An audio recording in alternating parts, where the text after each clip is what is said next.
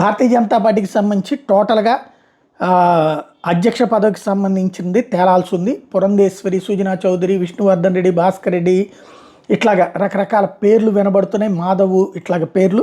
అయితే యాక్చువల్గా అయితే రాష్ట్రంలో 24 జిల్లాలు అంటే 50% బూత్ కమిటీలు నియమించాలి.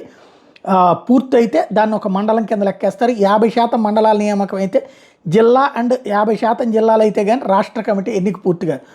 రాష్ట్రంలో 24 జిల్లాలు పూర్తయినాయి, 2 మిగిలినాయి.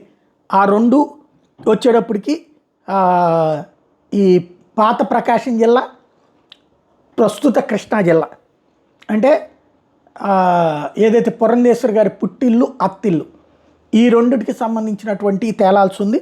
అవి కూడా పూర్తి అయిపోతే ఆటోమేటిక్గా 24 జిల్లాలు పూర్తయినా ఆ 2 కూడా మిగిలితే కనుక ఆటోమేటిక్గా అధ్యక్ష స్థానానికి సంబంధించి లెక్క ఉంటుంది. అమిత్ షా రివ్యూ సందర్భంగా ఈ 2 పూర్తి కాలేదన్న విషయం బయటపడింది.